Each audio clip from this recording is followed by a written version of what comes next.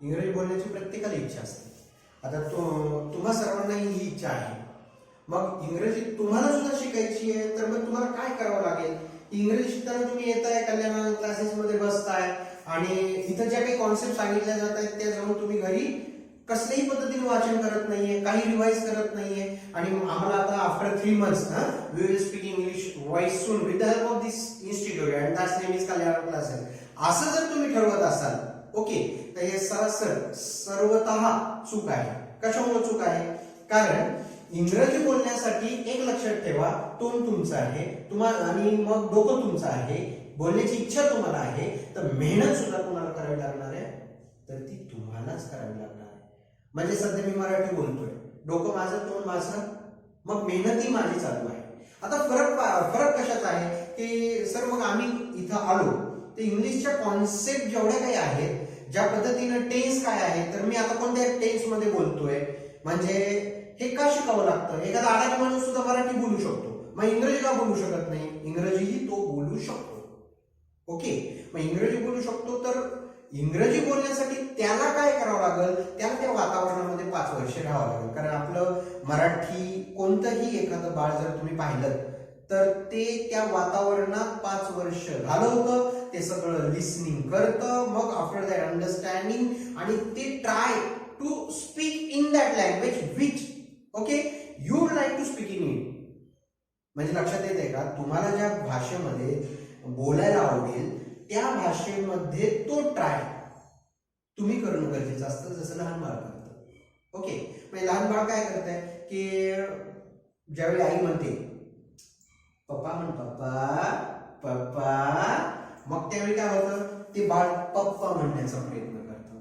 म्हणजे काय करतंय की ते लेटरच, पण ते पप्पा म्हणू शकत नाही, ते पा म्हणतं. मग पाणी पाहिजे, पाणी पाहिजे, म्हणजे तो फक्त कशाने बोलतो? एक्सप्रेशनने बोलतो, मला पाहिजे, पाणी पाहिजे. मग हे जे एक्सप्रेशन येतात, तर ह्या एक्सप्रेशन म्हणजे काय की भाषेचा उगम हा पहिले शब्दांनी होत नाही, तर भाषेचा उगम हा एक्सप्रेशनने होत असतो. एक्सप्रेशन नंतर उच्चार, प्रोनाऊन्स केला जातो. आणि म्हणून आपण आपल्या कल्याणानंद क्लासेसमध्ये सुरुवातीला सिलेबसच्या सुरुवातीलाच उच्चारानं सुरुवात करतो. म्हणजे कोणतेही आपण आता हे पहा, एल एम एन हे काय आहेत? अक्षर आहेत. तर याला तुम्हाला काय वाचायचं? यल यम यन वाचायचं नाही, एल एम एन असं वाचायचं आहे. मग फरक कसा पडतो पहा, L L L L L, आणि आता तुम्हाला जर जुनं म्हणायला लागलं यल, एल आणि यल, फरक कळतोय? म्हणजे इंग्रजीची जी लहेज आहे बोलण्याची ती त्या पद्धतीने बोलली पाहिजे. आता महत्वाच्या विषयावर येऊ. महत्वाचा विषय असा आहे की तुम्हाला इंग्लिश बोलत असताना सगळ्यात महत्वाचं काय करावं लागेल? इंग्रजीतच ऐकावं लागेल. आता मी मराठी बोलतो तर तुम्ही मराठीतच ऐकता, मराठी तुम्ही जशी मराठीमध्येच ऐकता तशाच पद्धतीनं इंग्रजीमध्ये ऐकली पाहिजे. तुम्ही म्हणाल सर समजलं नाही, समजावून सांगा. ठीक है, हे पहा, जब भी मैं हिंदी में बातें करने लगा हूं, आप हिंदी में सोच रहे हो और हिंदी में ही समझ रहे हो. जब भी हिंदी मूवी देख रहे हो, कौन सा भी मूवी जब भी चलता है सिनेमा थिएटर में, तब जाके आप वहां पे देखते हो, तो ये सारी बातें आप मेरी समझ रहे हो, ये पूरी बातें आप मेरी समझ रहे हो. तो ये जो बातें समझ रहे हो ना, तो ये सारी बातें किस में समझ रहे हो? हिंदी में समझ रहे हो. यानी कि आपने पूरी लगातार ये मेरी हिंदी सुनी और हिंदी को कोई भी ट्रांसलेशन नहीं लगाया, कोई भी ट्रांसलेटर नहीं लगाया, और उस वजह से आपको ये हिंदी समझ में आ रही है. हेच मी मराठीमध्ये बोलायला लागलो तर तुम्ही मराठीमध्ये लगेच क्विकली तुमचा मेंदू मराठीमध्ये ऐकतोय. But if I speak in English language at the time you just think in your mother tongue and then you are translating those types of thoughts into your mother tongue.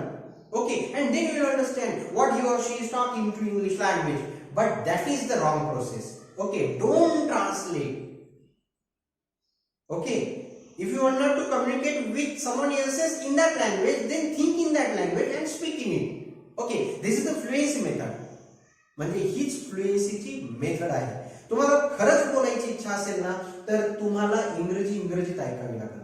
आणि म्हणूनच Kalyanananda classes काय सांगतं की नाही समजले तरी तुम्ही काय करत जा, इंग्रजी पेपर वाचत जा, नाही समजले तरी इंग्रजी बातम्या वगैरे प्रोग्राम्स ऐकत जा. आणि ते त्यातच ऐकत गेलात आणि कल्याण क्लासेसची ट्रेनिंग घेताय आणि या ट्रेनिंग मध्ये ज्या ज्या कॉन्सेप्ट क्लिअर होत चालतील त्या त्या पद्धतीनं त्या टिप्स फॉलो करत असताना तुम्हाला रिझल्ट येत चालेल. 3च महिन्यात बोलता येणं शक्य आहे, परंतु त्या बोलण्यासाठीच तुम्हाला काय करावे लागेल, थिंकिंग प्रोसेस त्या लेवलनं डेव्हलप करावी लागेल. मग थिंकिंग प्रोसेस म्हणजे आता मराठीमध्ये तुमची थिंकिंग प्रोसेस डेव्हलप आहे, पण त्यासाठी तुम्ही 5 वर्ष स्पेंड केली. मग 5 वर्ष तुम्हाला इंग्रजीमध्ये स्पेंड नाही करायचे. मग नाही करायचे तर काय करायचंय, याचसाठी कल्याण क्लासेसनी खास तुमच्यासाठी सिलेबस बनवलेला आहे. 3 महिन्यांचा हा सिलेबस आहे, परंतु याला तुमचा सपोर्ट हवा आहे. याला तुमचा सपोर्ट कोणता हवाय, तर तुमचा सपोर्ट हवाय तो तुम्ही इंग्रजी ऐकली पाहिजे दररोज आणि इंग्रजी मोठ्यानं वाचली पाहिजे. जर तुम्ही मोठ्याने वाचाल तर तुम्हाला प्रॅक्टिस होईल. जसं एखाद्याला धक्का लागला की आपण काय म्हणतो, सॉरी. मग तिथं म्हणता का तुम्ही क्षमा करा, नाही म्हणत का, म्हणजे तुम्हाला तुमच्या तोंडी अंगवळणी पडल्यासारखं, तोंडवळणी पडल्यासारखं काय आहे की सॉरी शब्दाची सवय झाली आहे. If you will have habit those types of words and sentences which express your feelings into English language, then it means you can speak easily into English language. म्हणजे तुम्हाला हे समजतंय का, तुम्ही सहज बोलाल. जसं सॉरी तुम्ही सहज बोलला, एक शब्द जर तसं बसलाय तर अनेक शब्द आणि अनेक वाक्य जे एक्सप्रेस करतात तुमच्या फिलिंग्सला, अशी जर तुमच्या माइंडमध्ये अंगवळणी पडली, तुमच्या माइंडमध्ये लक्षात राहिली तर तुम्हाला नक्कीच इंग्रजी बोलता येईल. परंतु हे बोलण्यासाठी तुम्हाला काय करावं लागेल की तुम्ही एक एक शब्दाचं ट्रांसलेशन नका करू. यानी कि हिंदी में मेरी बातें चल रही है, मराठी में मेरी बातें चल रही है, तो मराठी जब भी सुन रहे हो तो मराठी में सुन रहे हो, हिंदी सुन रहे हो अभी तो हिंदी में ही सुन रहे हो. तो हिंदी में ये सर क्या बोल रहे हैं, तो मराठीत हे काय, ये क्या सोच, ये मेरी जो भी सोच है वो मैं हिंदी में बयां कर रहा हूं आपके सामने.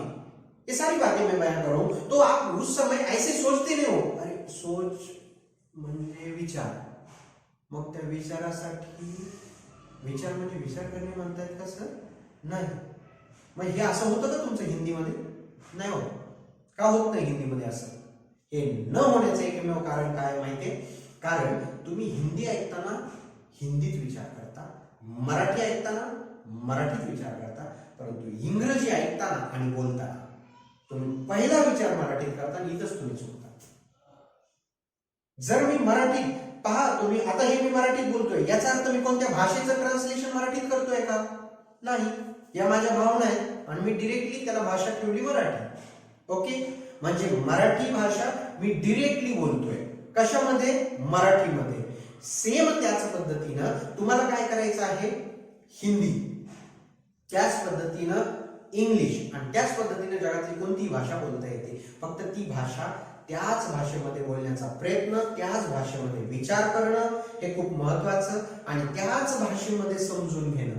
म्हणजे माझी मराठी तुम्ही मराठीतच समजून घेताय म्हणून समजते, म्हणजे तुम्ही भावना समजून घेताय.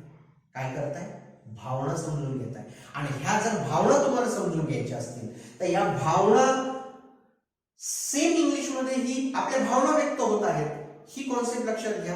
म्हणजे तुम्हाला इंग्रजी काय होईल, फ्लुएंटली बोलता येईल. मग इंग्रजी बोलत असताना काय करा की तुमच्या ट्रेनिंगचा वापर कशा पद्धतीने करा, उच्चारांमध्ये करा. आता मराठी बोलताना जसे उच्चार आहेत तसे हिंदीचे उच्चार मी तसे करून नाही जमणार. कळतंय का तुम्हाला की हे पहा, दीर्घ, आता मराठीमध्ये आई हा शब्द आहे, काय आहे, आई. परंतु हिंदीमध्ये समजा आई नाही, आईना. आता आईना आणि आईना, आता मराठीतला आईना म्हणजे आईला काहीतरी सांगताय तुम्ही, असं होऊन जात आहे. हिंदीमध्ये आईना म्हणजे आईच नाहीये. आणि हिंदीमध्ये जर तुम्ही दीर्घ ईचा उच्चार करत नाही, उच्चारामध्ये आईना, तर त्याचा अर्थ होतोय आरसा. म्हणजे उच्चारांचा एवढा मोठा प्रभाव आपल्या डे टू डे लाईफ मध्ये पडत असतो. म्हणूनच कल्याण क्लासेसची सुरुवात, या सिलेबसची ऑल ओव्हर इंग्लिशची सुरुवात ही टोटली उच्चारांपासून सुरू होत असते. मग अल्फाबेट्स मध्ये ही चुका होतात, तेही इथं दुरुस्त करून दिल्या जातात. उच्चार कशाचे, काय करायचे, केव्हा करायचे हे सुद्धा इथं शिकवलं जातं. जसं की हे पहा, तुम्ही SOW हा शब्द आहे, हा शब्दाला काय वाचताय, सो.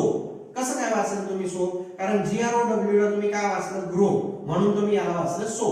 ठीक आहे, हा या नावाचा शब्द आहे याचा अर्थ होतो बी पेरणे, याचा अर्थ होतो बी पेरणे.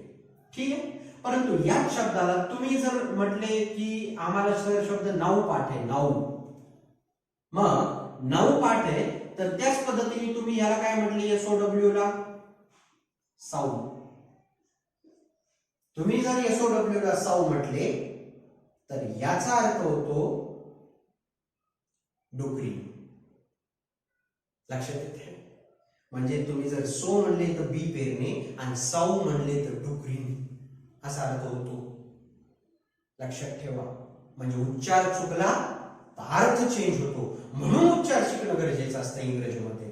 काय इंग्रजी शिकायची सर, आम्ही अडाणी म्हणून मराठी बोलतो तर इंग्रजी बोलू शकत नाही का? बोलू शकतो. परंतु 5 वर्ष जाण्याची तयारी आहे का अमेरिकेमध्ये, लंडनमध्ये, ज्या ठिकाणी ही पूर्ण इंग्लिश कल्चर मिळेल तिथे 5 वर्ष पूर्णतः स्पेंड करा, नक्कीच तुम्हाला बोलता येईल. परंतु तो जर वेळ तुमच्याकडे नसेल तर तुम्हाला महाराष्ट्रामध्ये या बीड जिल्ह्यातल्या, या बीड शहरातलं एकमेव ठिकाण जे तुम्हाला त्या पद्धतीनं प्रमोट करून निश्चितरित्या 100% गॅरंटेड रिझल्ट देतं. आणि यामध्ये तुम्ही सुद्धा खूप महत्वाचे आहात, कारण तुम्ही इंग्रजी बोलण्याचा प्रयत्न करणं, आम्ही सांगतो त्या पद्धतीने वाटचाल करणं खूप गरजेचं आहे. हे जर तुम्ही करत असाल तर नक्कीच तुम्हाला या कल्याणानंद क्लासेसचा आणि आम्ही जो काही ट्रेनिंग देतोय किंवा माझ्यासोबत माझा स्टाफ काही ट्रेनिंग देतोय या ट्रेनिंगचा तुम्हाला नक्कीच काय होऊ शकतो, फायदा होऊ शकतो. आणि जर तुम्हाला अशा पद्धतीचा फायदा करायचा असेल तर तुम्ही ही कल्याणानंद क्लासेसला जॉईन करू शकता. ज्यांना जॉईन होता येत नाहीये त्यांच्यासाठी हे YouTube चॅनल आहे आणि यामधून फ्री ऑफ कॉस्ट मध्ये तुम्हाला हा लेक्चर दिला जातोय.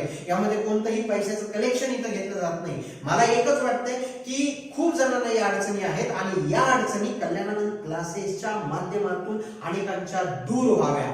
फक्त एक गोष्ट असते, लक्षात घ्या, YouTube हा व्हिडिओ आहे आणि व्हिडिओच्या माध्यमात ऑफलाईन आणि ऑनलाईनचा खूप मोठा फरक पडतो. सध्या समजा जे इथं बसलेले असतात ते मला दिसतात, त्यांना मी इंटरॅक्ट करू शकतो, त्यांच्याशी मी बोलू शकतोय, त्यांना माझे हावभाव दिसत आहेत. आणि व्हिडिओमध्ये आपण जेव्हा काही पाहतो तर त्या व्हिडिओ हा आणि ऑनलाईन तर एज्युकेशन आपण शिक्षण घेते वेळेस मात्र डिरेक्टली ऑफलाईनचा जेवढा इम्पॅक्ट पडतो तेवढा ऑनलाईनचा पडत नसतो. ही गोष्ट तेवढीच महत्वाची आहे. फक्त एक आहे की नसण्यापेक्षा असलेलं चांगलं. म्हणूनच हा व्हिडिओ तुमच्या माध्यमातून कशा पद्धतीने इथं शिकवलं जातं हे तुमच्यापर्यंत पोहोचावं आणि तुम्ही सुद्धा मग खरंच तुमच्यातल्या काही जणांना शिकायची असेल इच्छा तर ते कुठे येतील, कल्याणानंद क्लासेसमध्ये. आणि मग त्यांना हे ज्ञान इथं मिळायला लागेल. त्यांच्यासाठी इंग्रजीच्या ज्ञानाचे दरवाजे उघडे होतील आणि ते ज्ञान तुम्हाला तुमचं जेवढ्या पद्धतीची इथली पात्रता आहे तेवढ्या पात्रतेमध्ये तुम्ही ते पात्र तुमचं भरून ठेवू शकताय इंग्रजीच्या ज्ञानानं. हे ज्ञानामृत जेव्हा इथं भरलं जातं त्यावेळी निश्चितरित्या इथून फ्लो व्हायल्याशिवाय राहणार नाही. हेही तितकंच सत्य आहे. आणि म्हणून मी तुम्हाला सांगतोय की आता पुढं कम टू द पॉइंट येतोय, कारण तुम्ही सो हा उच्चार शिकला त्या रिलेटेड एक वाक्य मला आता सुचतंय म्हणून सांगतोय. फार्मर्स वर sowing seeds in their field, म्हणजे शेतकरी त्यांच्या शेतात बी पेरत होते. आणि जर तुम्ही साविंग म्हणलात तर आता तुम्ही समजून आला असेल की साऊचा मी थोड्या वेळापूर्वी अर्थ सांगितला होता जो लिहून नाही दिला. म्हणजे शेतकरी त्यांच्या शेतात काय म्हणायचं बघा, तुम्हाला कळलं असेल. ओके, तर या पद्धतीनं तुम्हाला इथे ट्रेनिंग दिलं जात आहे जे की उच्चारणाशी रिलेटेड आहे. आपण पुसतोय मी, फक्त एकच करा, कधीही इंग्रजीला इंग्रजीतच विचार करण्याची सवय लावा. म्हणजे थिंक इंग्लिश खूप महत्वाची आहे. आणि ही सवय तुम्हाला लागण्यासाठी तुम्हाला दररोज ऍट लिस्ट अर्धा ते 1 तास you must listen any type of English news channel or program at your home at least half an hour.